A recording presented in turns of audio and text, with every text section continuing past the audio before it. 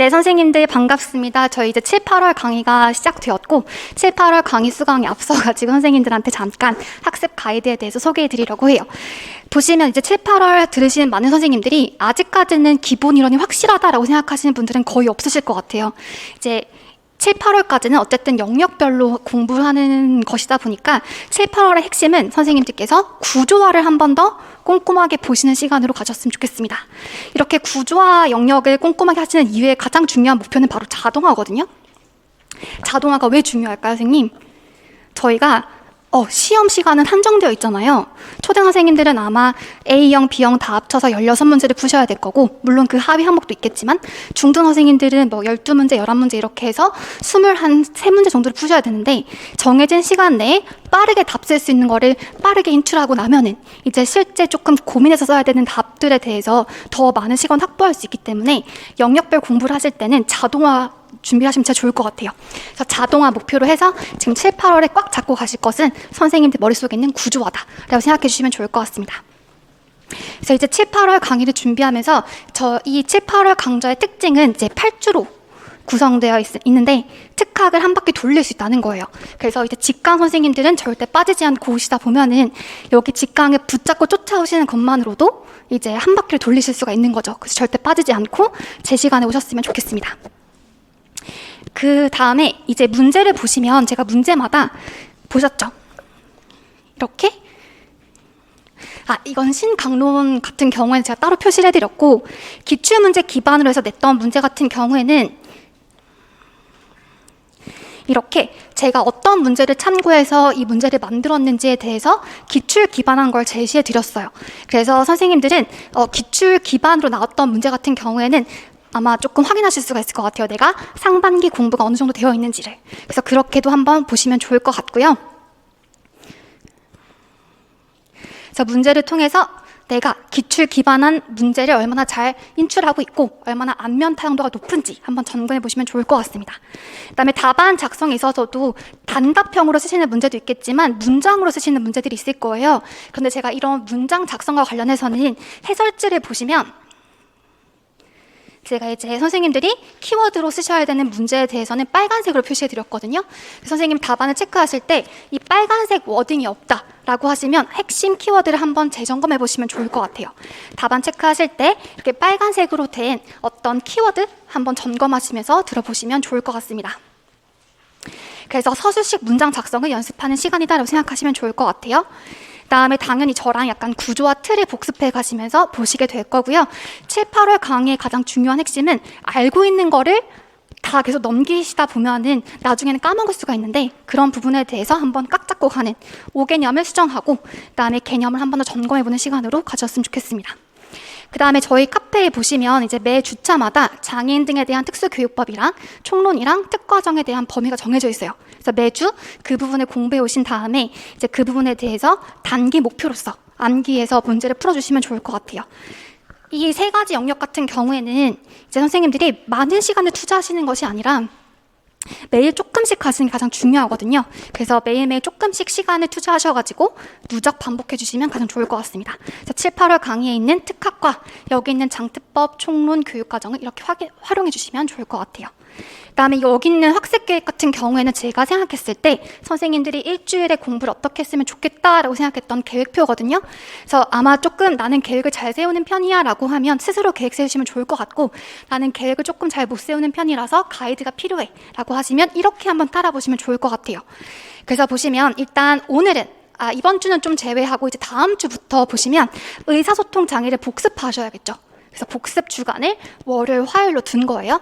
특각 개념 오늘 푸셨던 문제에 대해서 아마 문제가 꽤 많잖아요. 그다음에 강의 노트, 해설지를 보시면 45페이지 정도 될 거예요. 그래서 그런 복습용으로 월요일, 화요일을 온전하게 쓰시면 좋을 것 같고요.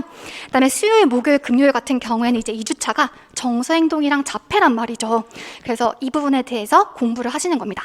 이런 특학에서 이제 해당 주차를 공부하실 때는 이걸 한번 점검해 보시면 좋을 것 같아요. 선생님이 보셨던 기본 이론서 한번 읽어보시면 좋을 것 같고 플러스 선생님들이 만드셨던 서브노트나 또는 단권화 자료를 한번 회독하시고 오시는 거예요. 한번 처음부터 끝까지 쭉. 이제 영역별 마지막이잖아요. 9월부터는 무조건 연도별과 무작위 인출이기 때문에 진짜 이제 1년 중에 마지막으로 영역별로 보시는 거거든요. 꼼꼼히 보시는 게 중요할 것 같습니다. 다음에 기출문제 복습해 오시면 좋아요. 어쨌든 제가 문풀에 있는 모든 문제들이 기출 기반으로 해서 문제를 변형한 것이기 때문에 어떤 딱 문제를 봤을 때 이거 그런 문제였는데 여기서는 좀 다르게 물어보고 있네? 그것까지 조금 확장하실 수 있다고 하면 기출문제 공부를 진짜 잘하신 걸로 생각이 들거든요. 그래서 해당 주차를 공부하실 때 그 영역에 있는 기출문제를 한번 복습해 오시면 좋을 것 같아요. 그러면 아마 수, 목, 금 빠듯하게 공부를 하시겠죠? 그래서 기본 해당 주차 공부하실 때 이렇게 한번 활용해 보시면 좋을 것 같고요. 토요일 오시는 이 시간은 진짜 제가 여기 앉아 있었잖아요. 선생님들 책 못 보게. 그래서 진짜 책 참고하지 않고 선생님들이 정말 진지하게 조금 인출해 보시는 시간을 가져보시면 좋을 것 같아요. 그래서 토요일 시험은 최대한 교재를 참고하지 않고 정말 진지하게 내가 해당하는 개념을 정확하게 쓸 수 있는지를 한번 점검해 보시면 좋을 것 같습니다. 토요일 시험이 좀 의미가 있으려면 선생님들이 월요일부터 금요일까지를 충실하게 보내고 오셔야 될 거예요. 그래서 우리가 약간 목표가 막 한 달, 그다음에 뭐 1년 이렇게 목표를 세우면 되게 힘든데 일주일 단위의 단기 목표가 있으면 지금 눈앞에 닥친 걸 해야 되잖아요. 그래서 아마 좀 선택과 집중을 빠르게 하실 수가 있을 것 같아요. 단기 목표로서 매 주차마다 정해져 있는 장의 영역들을 꼼꼼하게 보시고 오시면 좋을 것 같습니다. 그다음에 장특법, 총론, 특과정은 아마 아직까지 버리면 너무너무 아쉽잖아요. 7, 8월은 그래도 시간이 많은 편이거든요. 그래서 7, 8월 때까지만이라도 지금 시간을 1시간, 2시간 매일매일 투자를 하셔서 조금씩 나누어서 누적 반복해 오셔서 제가 나눠드리는 문제를 답해 보시면 좋을 것 같아요. 자, 그 다음에 7, 8월 강의에서 가장 중요한 거는 이제 우리가 문제를 풀면서 기출 변형한 문제, 그 다음에 신강론 문제를 푸실 거잖아요. 가장 중요한 것은 복습이랑 오답 노트라고 생각이 듭니다. 여기서 가장 많이 틀리는 게 좋아요, 쌤들. 맞추면 또 넘어가거든요. 그런데 선생님이 조금이라도 헷갈렸던 개념을 틀려보시거나 또는 진짜 모르는 문제가 나왔다라고 하면 이제 그 문제는 선생님께 될 거란 말이죠. 그래서 그 문제를 놓치지 않고 반드시 복습과 오답 노트 해주시면 좋을 것 같아요. 그 다음에 이제 조금 고민이었던 게 여기에는 물론 초수생 선생님도 계시겠지만 재수생이나 장수생 선생님도 계실 거잖아요. 그런 선생님들은 이제 매주 8주라고 하는 시간은 되게 이번 주에 의사소통하고 나면 8주 뒤에 비로소 이제 의사소통을 보게 되는 거죠. 그러면 또 지금 봤던 내용을 까먹게 돼요. 그래서 복습의 회독을 조금이라도 반복적으로 가져가기 위해서는 이걸 활용해보면 어떨까라고 생각이 들었습니다.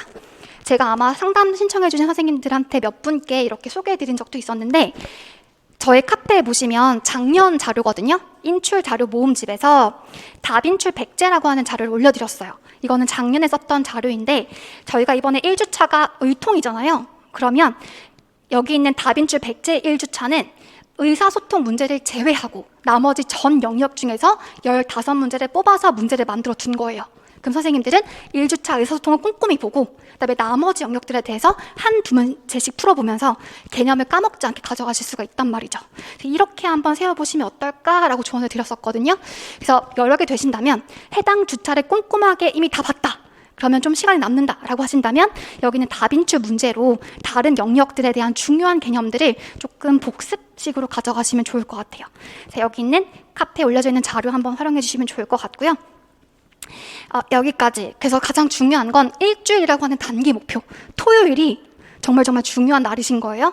그래서 월요일, 화요일 복습 꼼꼼하게 하셔가지고 틀렸던 개념, 오답노트 처리하고 그다음에 내 서브에 하시는 시간 충분히 하신 다음에 수, 목, 금은 이제 그 해당 주차 토요일에 볼 시험을 잘 준비해 오시면 좋을 것 같습니다. 그 다음에 이제 스터디와 관련해서는 이제 저는 사실 스터디를 추천드리긴 해요. 그런데 이건 사람 성향마다 다르고 공부 스타일마다 다르기 때문에 이렇게 해라, 저렇게 하지 마라 이러긴 조금 어려울 것 같아요.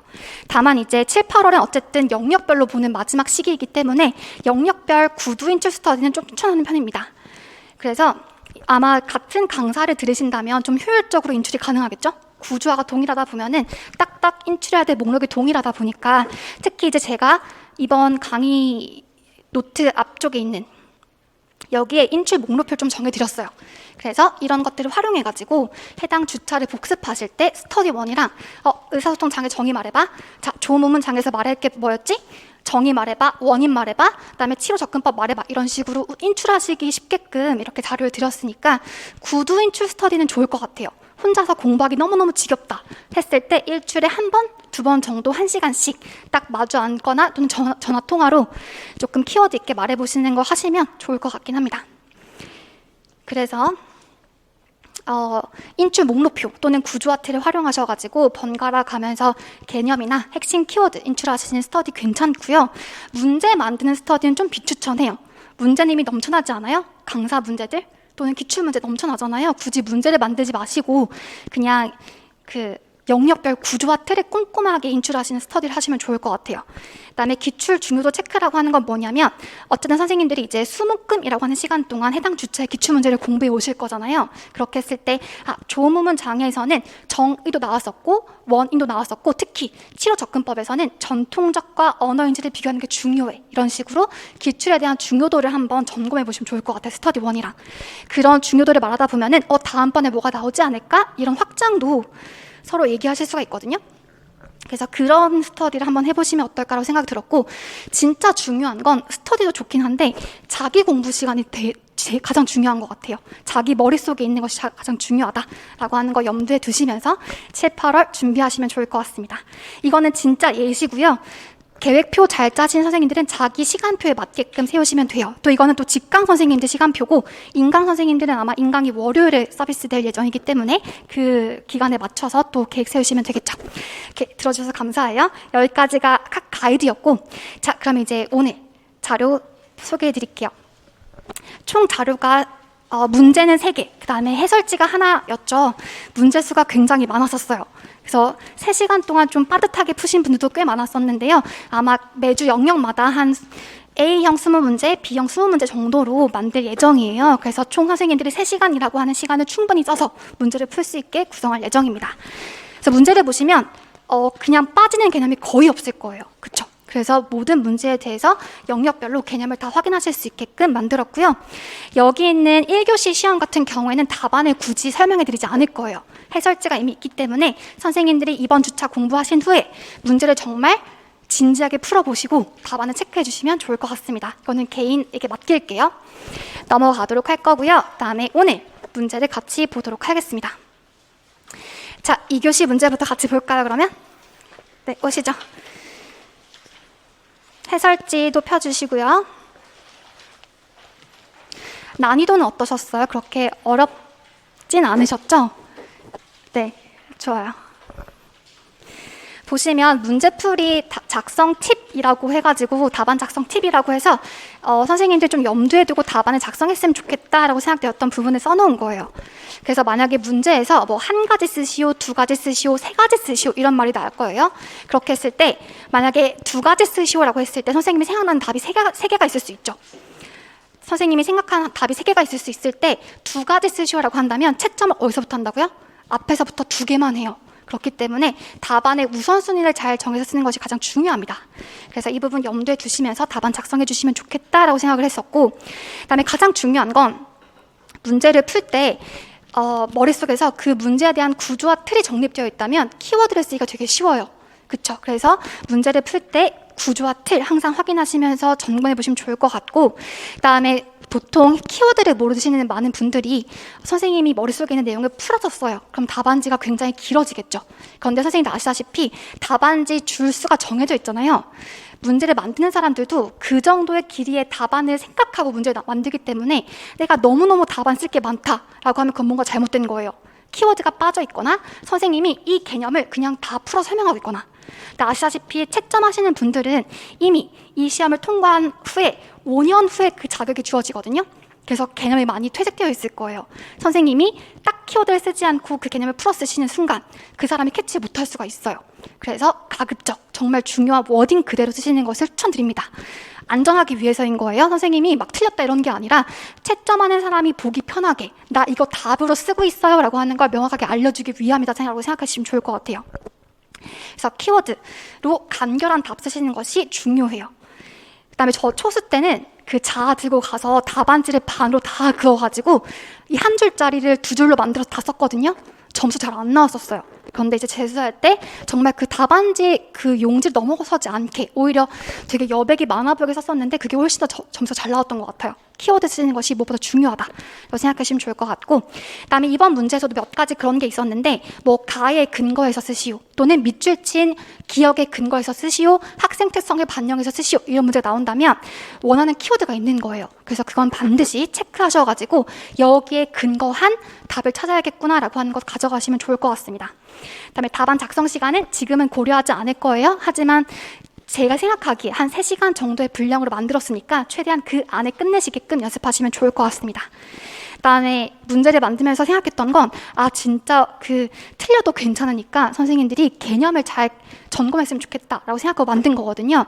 그래서 그렇게 막 꼬아서 내지 않았어요. 그래서 단답으로 되는 문제도 있었고, 또는 선생님이 연결 쓰시는 문제가 있었겠지만 그렇게 난이도가 높지 않았었으니까 최대한 이 발견한 오답에 대해서는 반드시 자기 것을 만들겠다라고 생각하시면 좋을 것 같아요. 그래서 틀려도 괜찮아요. 옆 친구랑 비교하실 필요 절대 없고요. 가장 중요한 건 내가 알고 있다고 생각하고 넘어갔던 게 문제 나왔었을 때 내가 정확히 못 썼다, 반성하셔야 되고 이걸 반드시 수정해가지고 자기 걸로 만드는 게 중요하기 때문에 많이 틀리는 게 가장 좋은 것 같아요. 아셨죠? 그러면 지금부터 같이 보도록 할게요. 네, 답지랑 문제랑 같이 펴면서 보도록 하겠습니다.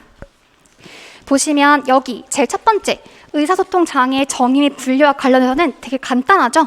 아샤와 장트법 장애의 정의와 분류가 나와 있는데, 아샤에서는 크게 두 가지 어떻게 나누죠? 좋아요. 말장애와 언어장애죠. 말장애는 아샤에 따르면 총 4가지였어요. 뭐였죠? 조음, 음운장애, 그다음에 유창성 장애, 그다음에 음성장애, 마지막이 운동말장애가 있었죠. 운동말장애 또는 신경말장애라고 하는 게 있었어요.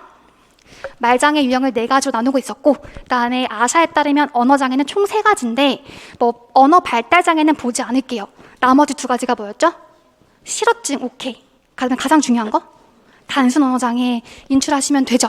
그다음에 그 중에서도 우리 장트법은 총 4가지를 가지고 있는데 이 문제가 정의 쓰시는 문제였죠.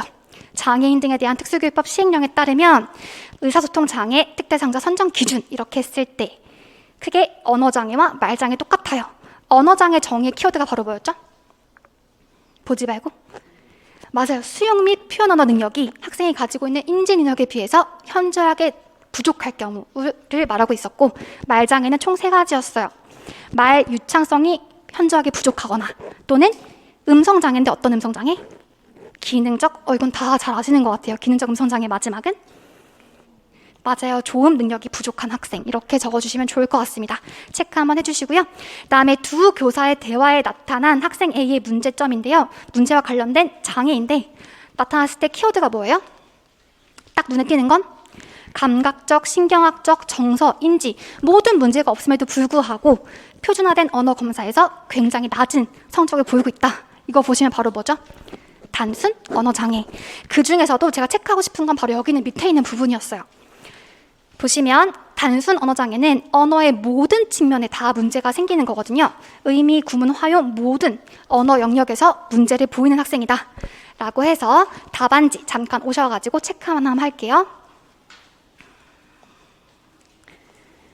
여기죠. 단순 언어 장애라고 했을 때 여기 있는 빈칸은 제가 강의 때 같이 채워드릴 거예요. 같이 한번 채워보시면 단순 언어 장애 같은 경우에는 아까 보셨던 키워드가 뭐였죠? 감각적, 인지적, 정서적 이런 모든 문제가 없음에도 불구하고 언어 발달에만 문제를 보이는 것을 우리는 단순 언어 장애라고 불러요. 감각적, 제가 글자를 잘 못 쓰거든요. 그래서 여러 번 불러드릴게요. 인지적, 정서적 인 모든 문제가 없음에도 불구하고 언어 발달에만 문제를 보이는 경우다라고 하는 걸 단순 언어 장애라고 가져오시면 좋을 것 같고요. 그다음에 키워드는 언어의 모든 측면이에요. 의문론, 구문론, 활용론, 형태론 이런 모든 측면에 문제를 보일 수 있다라고 하는 것 가져가시면 되겠습니다. 그 다음에 선생님들 이거는 혹시 이 의사소통 장애 선별 및 진단 평가 영역 아시는 분? 좋아요. 구문 검사, 의문 검사, 언어 발달 검사 이 3가지 외우셔야 되죠. 이것도 장트법에 정해진 진단 및 선별 검사 영역이기 때문에 구, 음, 언 이렇게 외워주시면 좋을 것 같아요. 이건 되게 쉽게 넘어가실 수 있을 것 같아서 넘어가도록 하고요. 그 다음 문제 보시면 이것도 기출문제를 변형한 문제거든요. 그래서 키워드 같이 한번 체크해 보실게요. 학생 A가 무슨 말 하는지 잘 모르겠는데 평가해 주실 수 있나요? 라고 했을 때 학생의 언어 능력을 평가하기 위해서는 표준화된 검사와 그다음에 자바라 검사를 실시할 수가 있대요. 자, 이렇게 했을 때 선생님들 방금 보셨던 그 장애인 등에 대한 특수교육법에 나와 있는 표준화 언어 검사 뭐였죠? 구문 검사, 의문 검사, 언어 발달 검사 이 외에 자바라 검사는 바로 어떤 검사예요? 맞아요. 언어 검사에는 표준화와 비표준화가 있었고 표준화된 검사 안에 이런 구문 검사, 의문 검사, 언어 발달 검사의 영역이 존재해요. 자, 그렇게 했을 때 보시면 제일 첫 번째 그림 어휘력 검사, 구문 의미 이해력 검사, 언어 문제 해결력 검사라고 있어요. 그러면 제가 방금 알려드렸던 구문 검사, 의문 검사, 언어 발달 검사, 구문 의미 이해력 검사 여기 속하겠죠. 구문 의미 이해력 검사를 실시할 수가 있을 거예요. 여기 나와 있는 이 세 개의 검사는 전부 다 표준화되어 있는 검사들입니다. 그렇죠?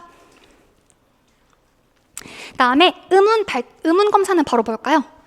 운이 뭐예요? 이꼴? 발음 검사죠.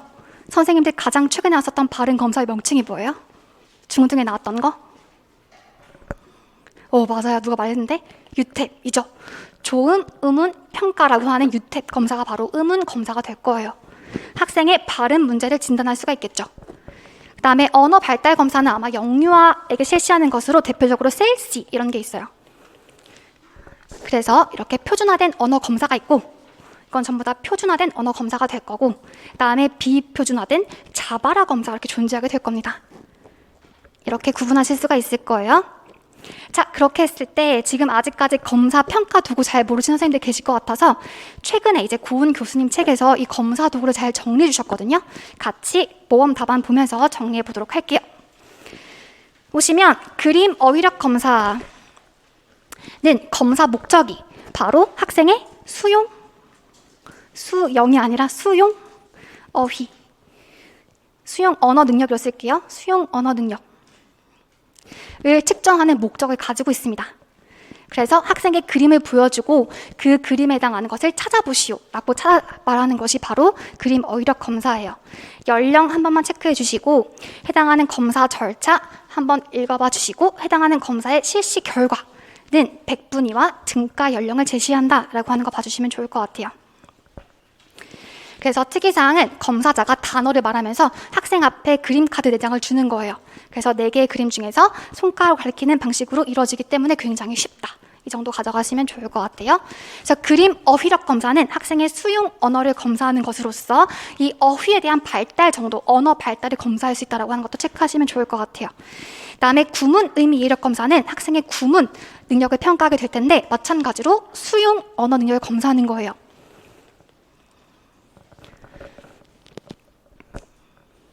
(4에서 9세) 초등학교 3세 정도의 수준을 보인 학생이면 모두 다 할 수 있어요. 그 학생이 심지어 생활 연령이 중학교 3학년 들어도 초등학교 3학년 수준이면 다 할 수 있다 라고 하는 것 기억하시면 되겠고 구문 의미를 이해하는 거거든요. 그 정도 봐주시면 좋을 것 같습니다. 그 다음 언어 문제 해결력 검사 같은 경우에는 우리 특수교육학 기출문제에서 좀 여러 번 언급되었었어요. 그래서 논리적인 사고 과정을 언어화하는 이거 뭐라고 부를까요? 논리적인 사고 과정을 언어화하는 상위 언어 기술을 측정하는 검사예요. 그래서 여기에서는 중요한 게 각 항목의 그림을 보여주고 학생의 응답에 대해서 원인, 이유, 해결, 추론, 그다음에 단서, 추측 이런 3가지 범주를 제시하는 언어 문제를 해결하는 능력을 측정하는 것이 바로 여기는 언어 문제 해결력 검사입니다. 원인, 이유, 해결, 추론, 단서, 추측 이 3가지 범주라고 하는 게 시험 문제에서 한 2번 언급되는 것 같아요. 그래서 언어 문제 해결력 검사는 학생의 상위 언어 능력을 측정하는 거다라고 하는 것 가져가시면 좋을 것 같고 학생의 사고력, 언어에 대한 사고력도 평가할 수 있다라고 하는 것도 체크하시면 좋을 것 같습니다. 그래서 의사소통 장애에 대한 평가 영역이 가장 최근에 중등에서 조음, 의문에 대한 평가, 유탭 나오기도 하고 그다음에 기출문제에서도 여러 번 그림 어휘력 검사, 언어 문제 해결력 검사 등이 언급되었었으니까 여기는 3가지 정도는 가져가시면 좋을 것 같아요. 그러면 기출문제 보도록 할게요.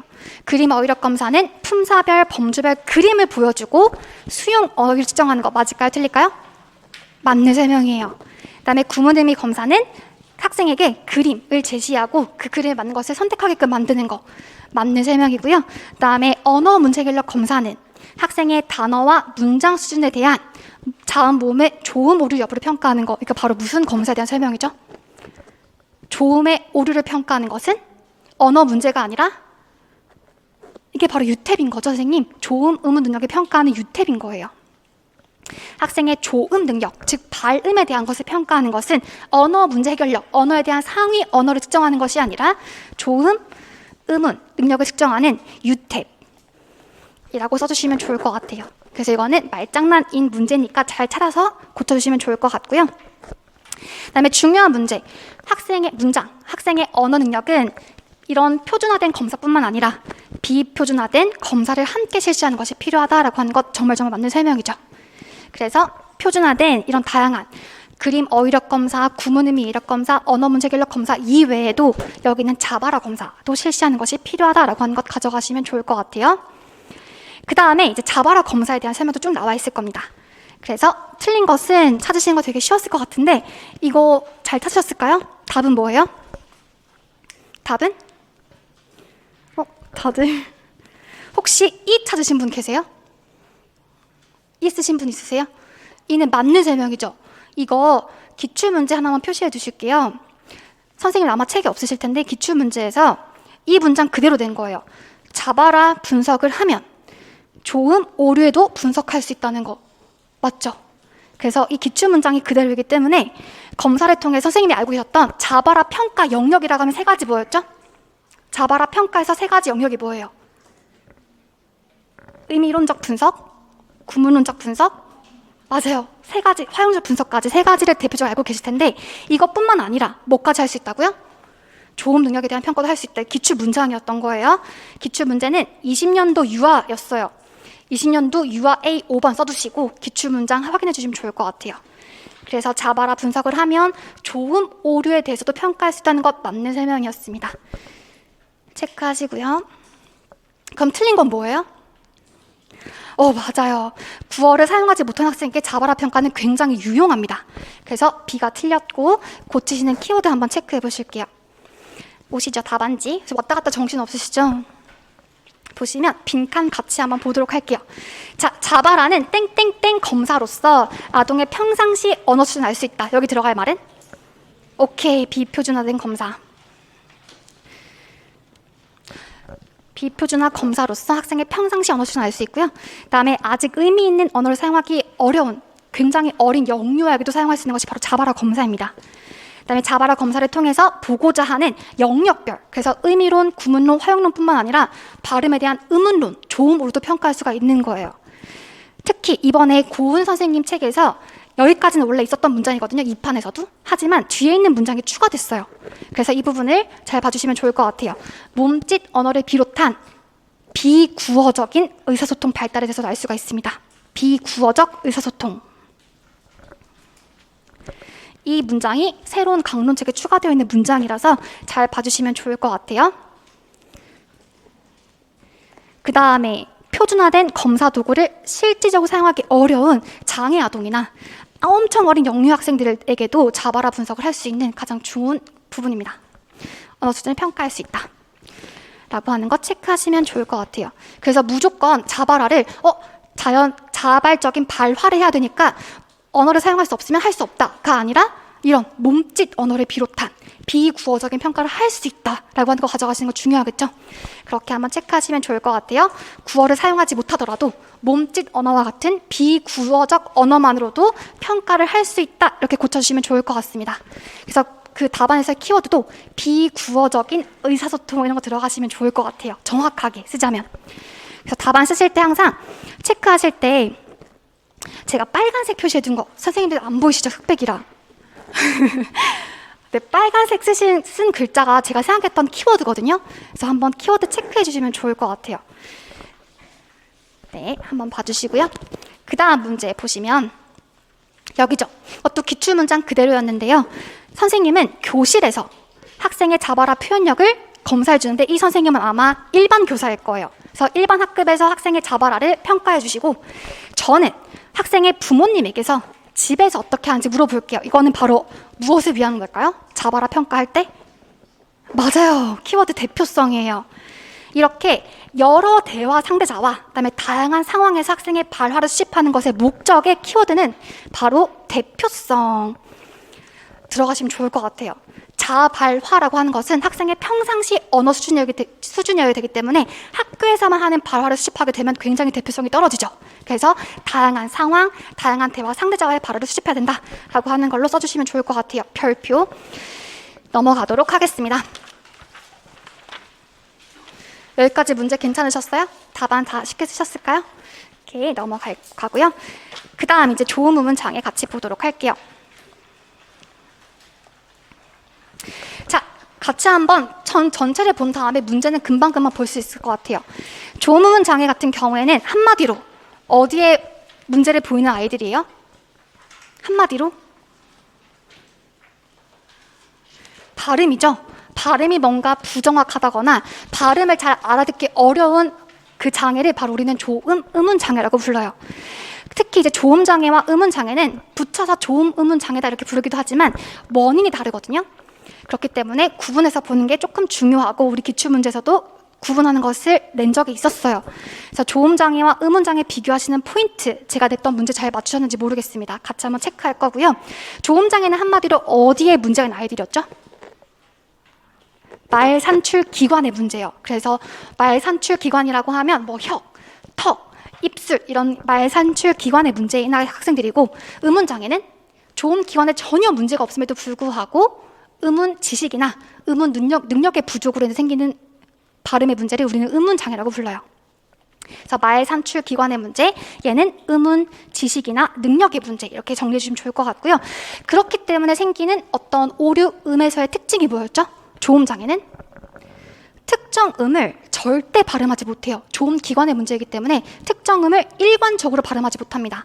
반면에 의문 장애는 의문 지식의 부족이기 때문에 어떨 때는 정조음할 수도 있고, 그다음에 어떨 때는 오조음을 보이기도 하는 굉장히 다양한 음에서, 복합음에서 비일관적인 오류를 보이죠. 맞아요. 그래서 다양한 조음 오류를 보일 수 있어요. 하지만 중요한 키워드가 뭐냐면 그 의문 지식이 부족한 거잖아요. 그래서 의문 지식에 대해서는 일관적인 오류를 보여요. 이 말 잘 이해하셔야 되거든요. 그래서 만약에 이 학생이 의문 지식, 즉 의문 변동의 오류를 보일 때는 일관적으로 지속적으로 해당하는 의문 변동의 오류를 보일 것이다 라고 하는 거 가져가셔야 되겠죠. 예를 들어서 학생이 디귿 음소를 지읒으로 대치한다. 즉 대치 오류 형태인 거잖아요. 이거는 지속적으로 모든 디귿에 대해서 다 지읒으로 발음하는 의문 변동의 오류를 보인다라고 하면 이건 지속적으로 보인다는 거예요. 그래서 의문 지식의 부족으로 인해서 이러한 특정 의문 과정에 대한 일관적인 오류를 보일 수 있다라고 하는 것 가져가시면 좋을 것 같아요. 이건 조금 이따 같이 한번 체크하실게요. 답안 잘 쓰셨으면 좋겠습니다. 그 다음 이제 조음 의문 장애의 원인 두 가지가 뭐였죠? 오케이, 기질적과 기능적인 원인이 있었죠. 기질적인 원인은 한마디로 조음 장애랑 똑같은 거예요. 조음 장애는 바로 기질적인 원인에 의한 거였잖아요. 그래서 말 산출 기관의 문제로 인한 것이었다. 두 번째, 말 산출 기관도 있었고 또 다른 원인도 있었죠. 뭐였죠? 오케이, 청력 이상, 또 오케이, 신경계 이상, 이렇게 해서 중추 또는 말초신경계 장애로 인해서 생기는 것을 모두 다 우리는 묶어서 기질적 원인이라고 부르고요. 기능적인 원인은 원인을 알 수가 없어요. 그래서 낮은 지능의 원인이 될 수도 있고, 그다음에 청력이 아니라 어떤 거? 청지각의 문제, 그다음에 다양한 문화적, 그다음에 사회적인 문제, 이런 것들이 전부 다 기능적인 원인이에요. 두 가지 가져가시면 좋을 것 같고, 뭐가 나왔었죠? 시험 문제에서는 기질적인 원인을 쓰는 문제가 중등에서 나왔었죠. 넘어갈게요. 다음에 조음 의문 장애 진단에 필요한 평가 기준 6가지 정말 중요했었는데요. 이따 같이 한번 체크하실 거고요. 그 다음에 해당하는 학생이 만약에 발음의 오류를 보일 때 되게 다양한 오류를 많이 보일 거예요. 다양한 오류들 중에서도 일단 제일 먼저 가르쳐야 될 것을 선정할 때 고려해야 될 조건들이 있었죠. 바로 뭐였죠? 맞아요. 저랑 오래 공부하셨던 분들은 외우셨는데 연빈, 자비 이렇게 두 문자를 따서 외웠어요. 일단 진짜 많은 오류를 보일 텐데 그 중에서도 우선순위를 정할 때 고려할 거, 학생의 발달 연령을 고려해야 돼요.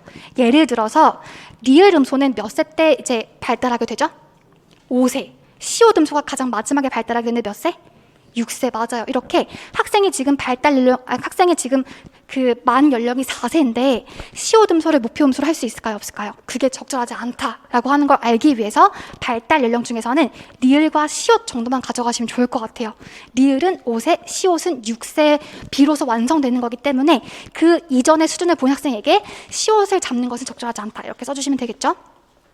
다음에 한국어 사용 음소 사용 빈도예요. 또는 학교에서 사용하는 어떤 음소의 빈도, 이것을 가장 높은 걸 먼저 선정하는 것이 효율적이겠죠. 그래서 예를 들어서 만약에 미음 음소가 가장 많이 사용된다라고 하면 이걸 들어있는 단어를 먼저 선택한다 라고 생각하시면 좋을 것 같고, 세 번째는 바로 뭐였죠? 오케이, 자극 반응도가 높은 거 먼저 또 낮은 거 먼저? 높은 거 먼저죠. 자극 반응도의 정의는 뭐였죠? 맞아요. 좋아요. 자극 반응도란 시각, 청각, 촉각적인 단서를 주었을 때 아동이 얼마나 유사하게 발음할 수 있는지 정도잖아요. 그래서 단서를 주었을 때 진짜 비슷하게 발음할 수 있는 거, 자극 반응도가 높은 것부터 먼저 선정하게 되면 굉장히 효율적이겠죠. 다음에 네 번째는 좋아요. 비일관적인 오류를 보이는 것을 먼저 선정해요. 그래서 학생이 정말 절대 발음하지 못하는 것보다 가끔은 정조음할 수 있는 단어를 먼저 가르치게 되면 훨씬 더 효율적이다라고 하는 거 가져가시면 좋을 것 같고요. 다음에 치료 접근법, 전통적과 언어 인지적 비교하시는 거 중요하죠. 전통적 치료에서의 초점은 키워드, 맞아요. 개별 음소 나와야 되죠. 바로 언어 인지는 오류 패턴 거의 자동화되어 있으실 거예요. 다음에 전통적 접근법에서는 특히 이제 단계 측면에서 확, 비, 변, 수, 안이라고 하는 단계를 거쳐요.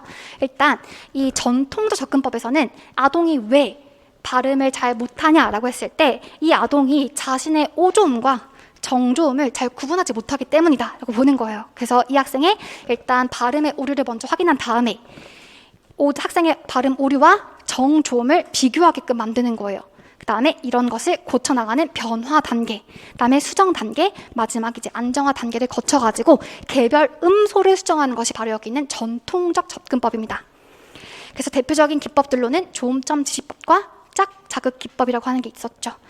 짝 자극 기법 같은 경우에는 개별 음소, 즉 기억 음소에 대해서 어떤 단어를 짝져 가르치는 거였죠?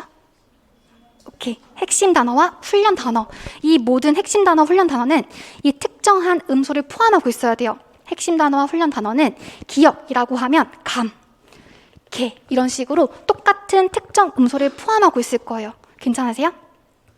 근데 많은 어떤 처음 공부하시는 분들은 짝 자극 기법도 2개 낱말을 짝짓고, 그다음에 여기 있는 변별 자질도 최소 대립상 훈련할 때 2개 낱말의 쌍을 짝짓잖아요. 그래서 헷갈리시더라고요. 근데 최소 변별 자질 접근법에서 최소 대립상 훈련 어떻게 하는 거였죠? 2개 낱말 짝을 짝짓긴 하는데 어떤 낱말 짝? 최소한의 자질적인 차이가 나는 낱말 짝이에요. 그래서 똑같은 기억 음소가 아니라 차이가 날 거예요. 이렇게. 그래서 이렇게도 힌트가 될 수 있겠다라고 하는 가져가시면 좋을 것 같아요.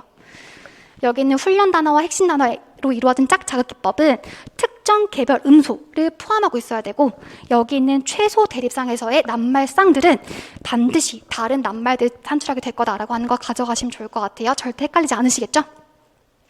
이렇게. 그 다음에 이제 언어 인지는 오류 패턴을 찾는 거였고, 오류 패턴을 교정하기 때문에 어떤 장점? 키워드?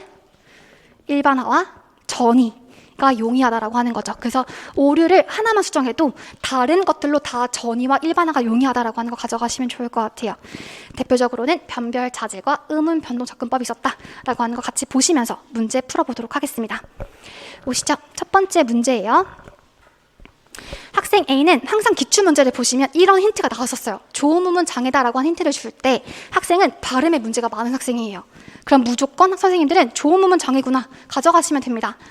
조음음은 장애, 발음의 문제, 이런 경우를 조음음은 장애라고 부르죠. 조음음은 장애는 기질적과 기능적 원인이 있었는데, 첫 번째 기질적 원인을 3가지 금방 쓰실 수 있을 것 같고요. 그다음에 학생 A는 유독 말소리를 산출할 때 비음이 많이 포함되어 있어요 라고 설명하는 거예요. 그때 저는 어떻게 하라고 했죠? 이런 게 중요해요. 제가 반드시 좋은 기관과 관련지라고 말씀드렸잖아요. 자, 혹시나 저 이거 아마 답지 안 쓴 것 같은데 한 번만. 말 산출 기관, 옛날 기출문제 한번 나왔었는데요. 말 산출 기관은 총 5가지 어떻게 이루어져 있죠? 제일 먼저 호흡 기관이 필요하죠. 그래서 들숨과 날숨이라고 하는 흡기와 호기의 과정이 필요한데 이것과 관련되어 있는 기관은 어딜까요? 폐죠, 폐. 두 번째는 호흡하고 나면 그 다음 뭐예요? 발성 기관이 필요해요. 발성 기관은 바로 여기 있는 후두와 성대가 필요해요. 그래서 이러한 그 폐로 인한 공기의 압력을 팡 터뜨렸다가 막았다가 해주는 이 성대의 기능이 가장 중요하다. 성대의 떨림. 그 다음에는 공명기관. 공명기관이 바로 뭐였죠? 이게 바로 기출문제였던 것 같아요. 옛날 2009년 선택형 기출문제예요.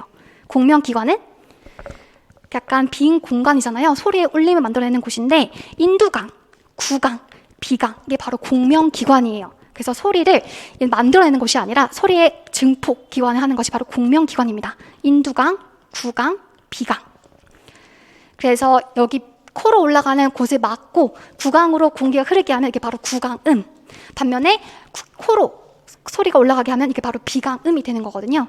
그래서 공명기관이 있었고 그 다음은 조음기관이 있겠죠.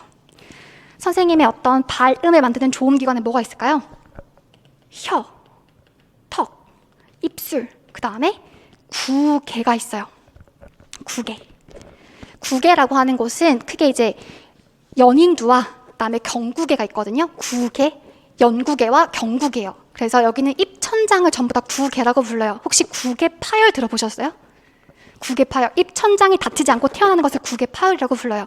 그래서 제가 원했던 것은 조음 기관 중에서도 이러한 비음을 많이 산출할 수 있는 그런 기관의 문제를 바로 구개 파열. 이거가 이제 2판과 3판의 고은 교수님 책이 달라지는 부분이었거든요. 같이 한번 오답 여기 문제 한번 확인해 보실게요. 여기죠. 그래서 보시면 여기 조음음운 장애의 원인을 보실 때 예전 판에서는 3가지였어요. 그냥 조음 기관, 그 다음에 청력 이상, 그 다음에 신경계 조절 장애 이렇게 3가지였는데 이번에 고은 교수님 책에서 바뀐 표에 따르면 이렇게 나눠놨더라고요. 보이세요? 청력 똑같죠? 신경, 운동, 결함 똑같죠? 하지만 여기는 어떤 발음의 조음 기관의 문제를 좀 더 나눠놨었어요. 그래서 9개 이상, 그 다음에 턱에 문제가 있는 부정교합, 그 다음에 혀의 조절에 문제가 있는 혀의 이상 이런 식으로 해가지고 조음 기관을 좀 구체적으로 나눠놨더라 라고 하는 가져가시면 좋을 것 같아요. 특히 제가 원했던 것은 9개 파열로서 밑에 있는 부분을 보시면 안면 기연 중에 하나로 여기 있는 연구개와 경구개가 잘 다치지 않고 태어난 것을 말해요. 9개 파열. 이런 9개 파열, 조음 기관은 특히 연인두 폐쇄 기능이 떨어지기 때문에 연인두 폐쇄 부전의 문제를 초래합니다. 연인두 폐쇄 문제, 폐쇄 부전으로 인해서 비음 산출, 과다 비음을 산출하게 된다. 또 마찬가지로 연인두가 잘 폐쇄되지 않으면 이 구강음, 파열음, 마찰음 이런 것도 산출하기가 어려워요. 그래서 특히 아이들이 많이 보이는 것이 여기 있는 보상조음입니다. 이 문장을 좀 가져가시면 좋을 것 같아요. 특히 조음음운 장애의 기질적 원인 중에서도 9개 파열이라고 하는 것은 연인두 개폐 부전을 초래하며 그렇게 하기 때문에 과다 비음과 그다음에 구강음 형성에 어렵게 만들어서 보상조음의 문제를 많이 가지고 오더라라고 하는 것을 체크하시면 좋을 것 같아요. 나중에 나오는 뒤에 있는 문제 중에서 보상조음 쓰셨어요? 보상조음도 냈거든요. 잘 가져가시면 좋을 것 같아요. 나머지 이제 기능적 요인에서는 아까 보셨던 것처럼 낮은 지능이나 또는 청력은 정상인데 무엇이 부족한 거? 청지각 맞아요. 청지각. 그 다음에 또 기출문제에서 한번 나왔었던 그 억현, 이석현이 문제 기억나세요? 있었던 설소대 단축증. 설소대는 이제 혀의 길이와 관련되어 있는 건데 설소대가 너무 짧거나 길었을 때 좀 문제가 생기는 거거든요. 특히 이런 문제를 가지고 있을 때 기질적인 원인으로서 발음에 문제가 생길 수 있다라고 하는 것. 기출 문제 나왔었던 원인들 좀 써놓은 거예요. 빈칸 한번 체크하시면 좋을 것 같습니다. 넘어가도 괜찮을까요? 그래서 제가 원했던 답은 여기 있는 조음 기관에 쓰라고 했으니까 적어도 9개 파열 이런 것들 들어가서 연인두 폐쇄 부존으로 인한 과대 비음 이런 키워드가 들어가셨으면 좋겠어요. 그래서 이런 문제가 항상 어렵거든요. 뭐에 근거해서 쓰시오, 뭐를 고려해서 쓰시오, 이런 문제는 잘 뭔가 원하는 키워드가 있구나 라고 생각하시고 답안을 한번 찾아보시면 좋을 것 같아요. 넘어가도록 하고요. 그 다음 이제 문제 같은 경우에는 이건 다 하실 수 있죠. 음운 변동 분석 결과입니다. 이렇게 했을 때 일단 첫 음절에 나타난 오리를 두 가지 찾으실 거예요. 오리를 코리로 했을 때 키역 발음하면 어떤 음운 변동 현상이 나타난 거예요? 일단 천가, 또 기시그마, 오케이. 그다음에 꼬리에서 토리가 된 것은? 오케이. 긴장음에서 긴장음이 빠진 거니까 탈긴장음화 되었다라고 표현할 수도 있을 거고, 또 기시금화 되었다고 표현할 수도 있겠죠. 괜찮으세요? 아직까지 이거 잘 안 되신 분은 한번 체크하시죠. 일단 이완음이라고 하는 게 있어요. 그다음에 기식음이라고 하는 게 있죠. 그다음에 긴장음이라고 하는 게 있어요. 이렇게만 있으면 좋겠지만 한자 어를 써가지고 이완음은 평음이라고 부르기도 하고요. 기식음은 격음이라고 부르기도 하고요. 긴장음은 무겨울 경 써가지고 경음이라고 부르기도 해요.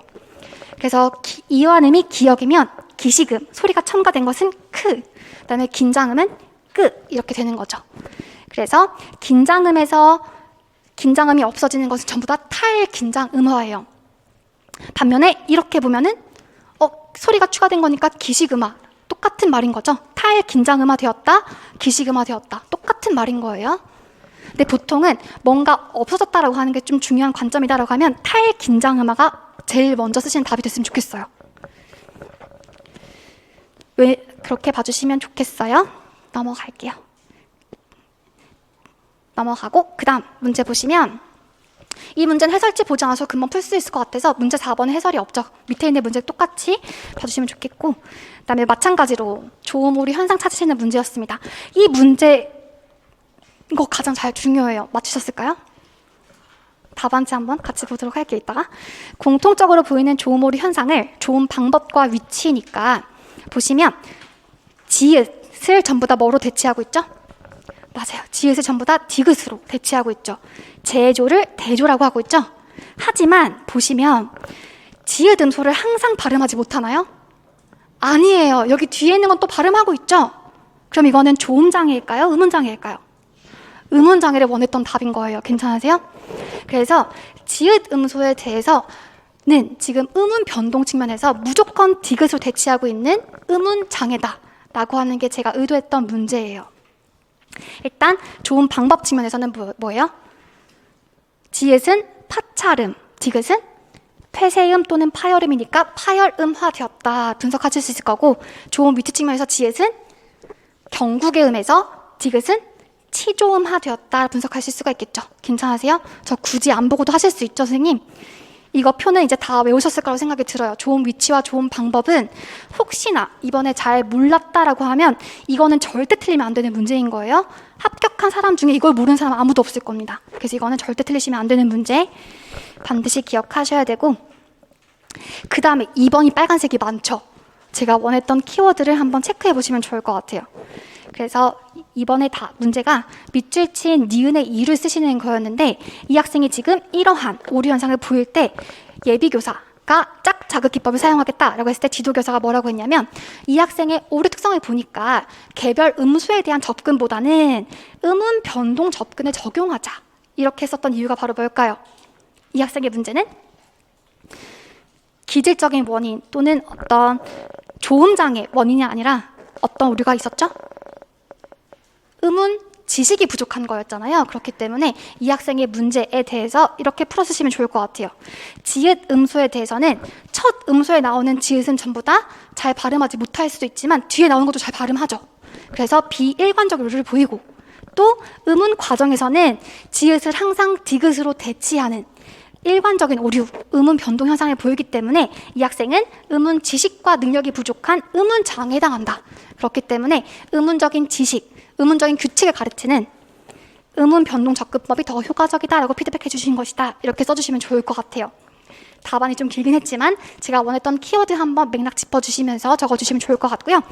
중요한 건 그래서 여기 한번 채워봅시다. 조음장애와 음운장애요. 고은 교수님 책에도 정리가 잘 되어 있긴 한데 여기 있는 책에서 좀 제가 원했던 키워드가 있어가지고 같이 한번 체크하실게요. 조음장애는 일단 조음 기관의 문제이다 보니까 특정 음을 절대 발음하지 못해요. 특정 음에서 어떤 오류? 일관적 오류요.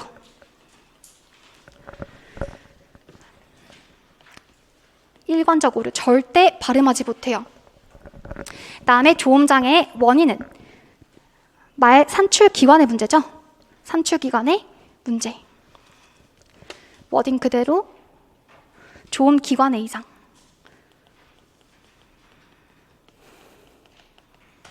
그래서 말을 산출할 수 있는 조음 기관의 구조적인 문제가 바로 조음장애의 원인이 되겠고, 그래서 아까 보셨던 말 산출 기관에는 호흡, 발성, 공명, 조음 이런 것들이 전부 다 들어있는 거죠.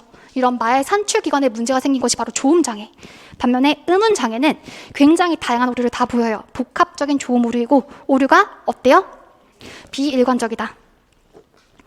그래서 시옷을 첫 음소에선 잘 발음하지 못하지만 종성 시옷은 또 잘 발음하는 거예요. 그러한 비일관적 오류를 보인다라고 하면 아마 음운장애일 것이고, 이게 가장 중요하죠. 음운장애는 음운적인 규칙과 능력, 지식이 부족한 거잖아요. 그렇기 때문에 이러한 음운 과정에서의 일관적인 오류를 보입니다. 그래서 이러한 두 개를 잘 비교해 주세요. 해당하는 오류를 어떨 때는 정조음, 어떨 때는 오조음하는 비일관적인 오류 현상을 보이기도 하지만 음운 패턴 또는 어떤 음운 변동의 어떤 현상에서는 일관적인 오류를 보인다. 즉, 항상 종성 시옷을 생략하거나 또는 항상 시옷을 디귿으로 대체한다거나 이렇게 음운 변동에서는 일관적인 오류를 보인다라고 하는 거 가져가시면 좋을 것 같아요. 그래서 키워드 음운 지식이나 능력의 부족이다 라고 하는 것 가져가시면 되겠습니다. 넘어갈게요. 그 다음 문제를 보시면 이건 너무 쉬웠죠. 키워드 전통적과 언어 인지적 접근법의 차이점은 전통은 개별 음소, 언어 인지는 오류 패턴 키워드 들어가시면 좋을 것 같아요. 그래서 여기서도 키워드 체크해 보시면 이렇게요. 개별 음소, 그다음에 언어 인지는 오류 패턴 이렇게 키워드 잡아주시면 되겠습니다. 그래서 여기까지 하고 잠깐 쉬었다가 그 다음부터 쭉 후루룩 나갈게요. 잠깐만 쉬겠습니다. 고생하셨어요.